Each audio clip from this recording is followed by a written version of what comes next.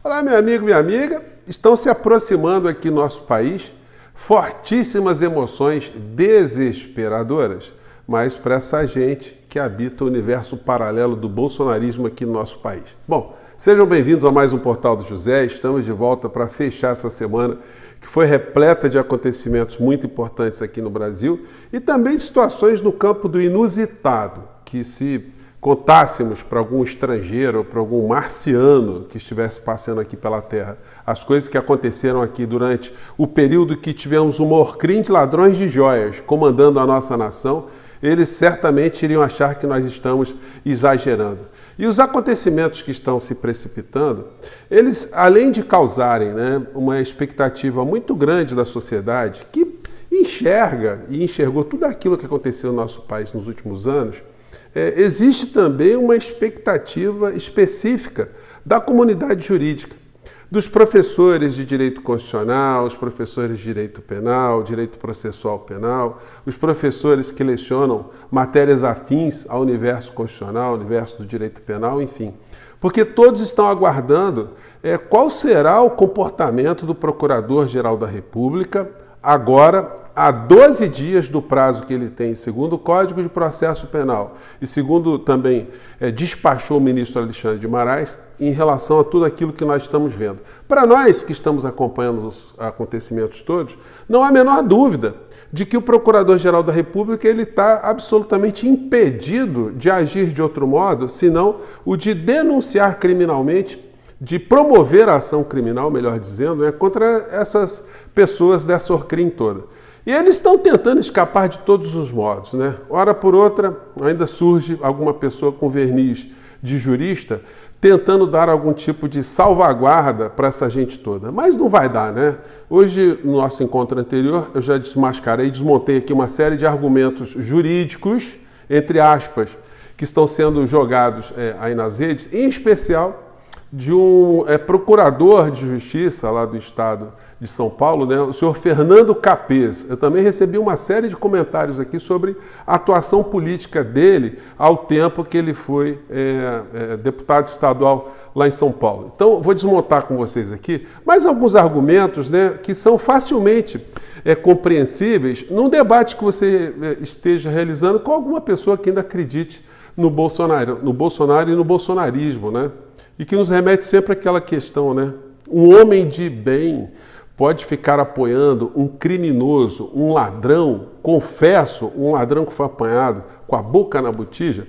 Pois bem, eu vou conversar com vocês sobre esses últimos acontecimentos, mas antes de mais nada, é sempre muito importante convidar você que está chegando agora ao nosso portal e ainda não nos conhecia, para que você se inscreva aqui conosco e venha participar das nossas atividades, mande seu joinha, dê seu comentário, compartilhe os nossos vídeos e, se puder, se inscreva aqui também no nosso clube de membros. Aliás, eu quero mandar um abraço muito especial a todos os membros do nosso clube, que são muito fiéis, têm ficado aqui no nosso portal desde o começo, quando a gente abriu o nosso portal, e a cada instante mais pessoas vão chegando aqui para prestigiar o nosso espaço aqui, as nossas conversas, e jogar cada vez mais o portal cada vez mais para frente. Bom, então vamos aqui aos temas, Uma matéria do G1 de hoje à tarde.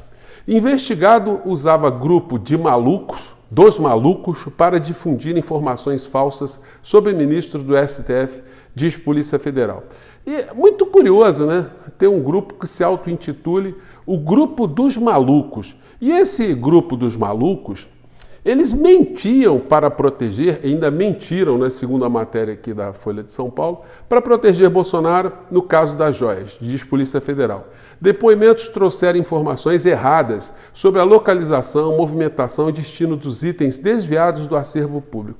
Gente, se essa gente estava agindo dentro da moral pública, dentro da ética, dentro da legitimidade, da legalidade, da impessoalidade, enfim, princípios da administração pública, por que eles andaram de forma sorrateira tentando esconder esses bens? Por que tem bens que não apareceram até hoje? Enfim, são situações que eles sabiam que as coisas que eles estavam fazendo eram ilegais, eram criminosas, mas eles estavam acreditando que, depositando ali uma fé, um apoio incondicional à figura do criminoso mor, que que eles conseguiriam ser aquinhoados com algum tipo de benesse no futuro. Todos eles estavam ganhando algum tipo de benefício, se a gente for considerar dentro da macropolítica, né?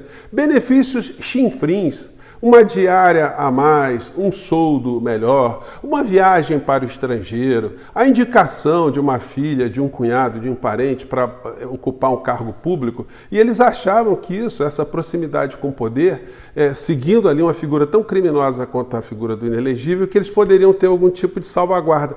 Todos eles agiram assim, pegando as migalhas como aquela metáfora, naquela imagem que eu trouxe para vocês num dos nossos encontros anteriores, da rêmora, que é aquele peixe meio parasita, né, que fica colado ali sempre num peixe maior, um peixe predador. Eles vão se alimentando ali dos restos desse peixe devorador, né, e pegando uma caroninha também. Então era um conjunto de rêmoras no meio dessa orcrim toda, seguindo ali, grudados na figura de um desqualificado quanto a figura do inelegível, né?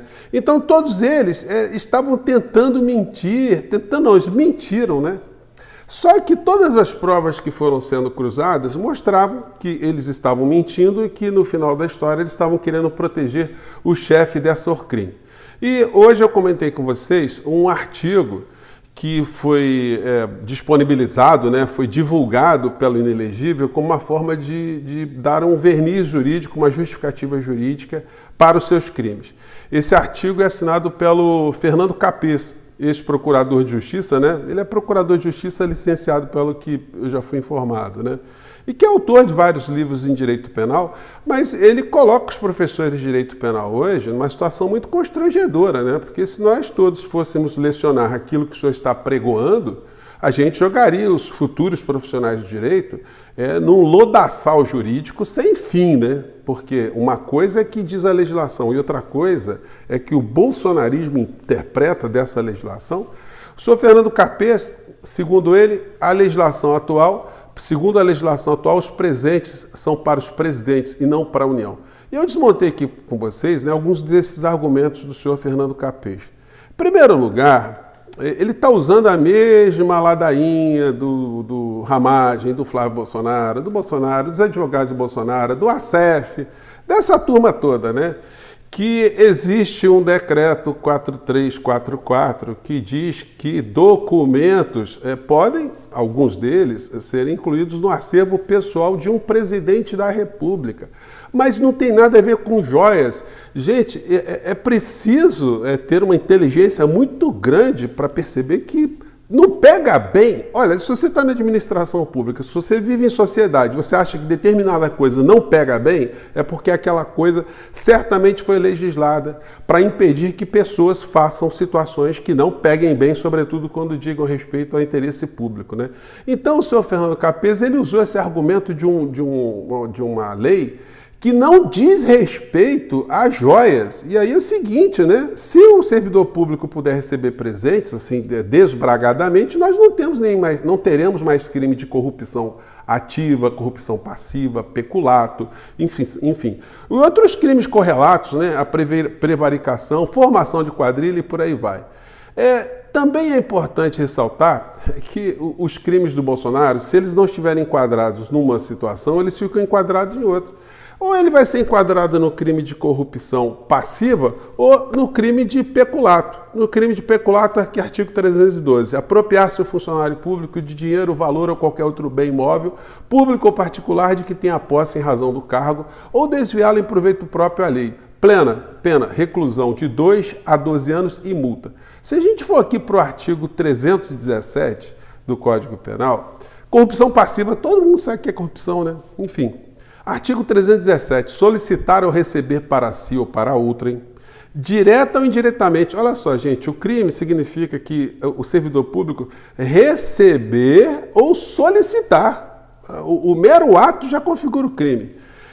Indiretamente, ainda que fora da função antes de assumi-la, mas em razão dela, da função pública, né, vantagem indevida ou aceitar promessa de tal vantagem. A pena também é de 2 a 12 anos de reclusão.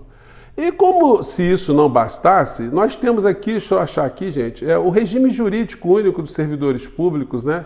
Eu não achei aqui, perdi aqui nas coisas que eu estava trazendo para vocês aqui, mas eu tenho de cabeça que é a Lei 8.112, é o regime jurídico único dos servidores públicos aqui do Brasil, né? E nesse regime jurídico único, ele tem uma disposição lá, peraí que eu vou achei. No artigo 117 da Lei 8.112, que diz que o servidor público é proibido de receber propina, comissão, presente ou vantagem de qualquer espécie em razão de suas atribuições. Então precisa ser um grande intérprete do direito, precisa ser professor de direito constitucional, direito penal, basta a gente saber o que é certo e o que é errado. Então, o senhor Fernando Capês, ele está usando uma série de argumentos capengas, né?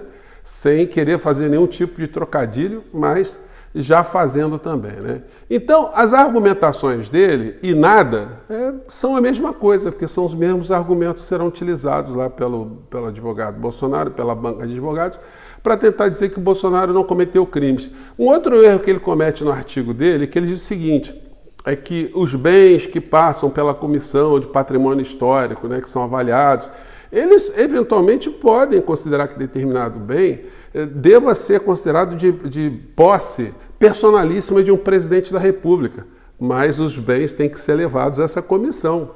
O Bolsonaro não fez isso. Alguns poucos bens chegaram a essa comissão, outros passaram por baixo do pano. Gente, aquele colar passando lá na alfândega, aquilo foi descoberto, aquilo não foi trazido legalmente, aquilo não foi noticiado. Não é por outra razão que o almirante Mula, o Bento Albuquerque, o Mula internacional, né, o Mula administrativo, vejam só o que Bolsonaro conseguiu capturar dentro das Forças Armadas, né?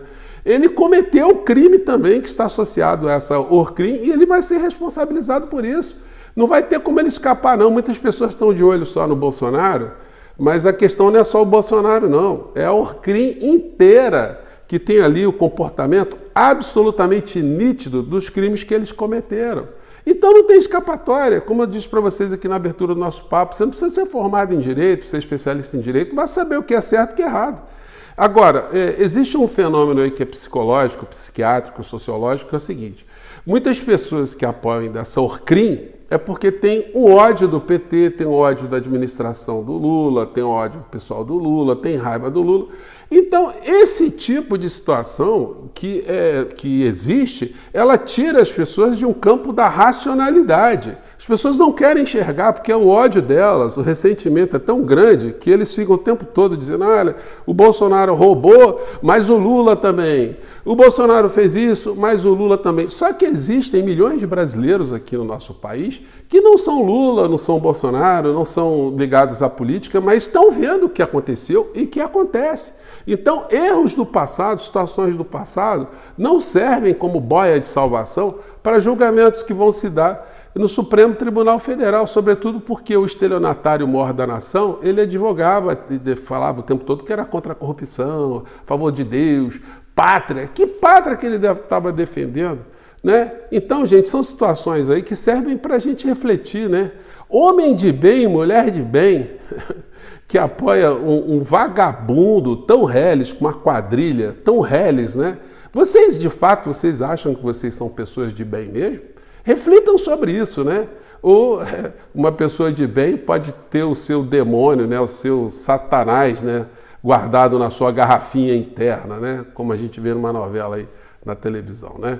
Gente, eu fico por aqui. Um grande abraço e teremos fortes emoções nas próximas semanas aí. Um grande abraço, até lá. Tchau!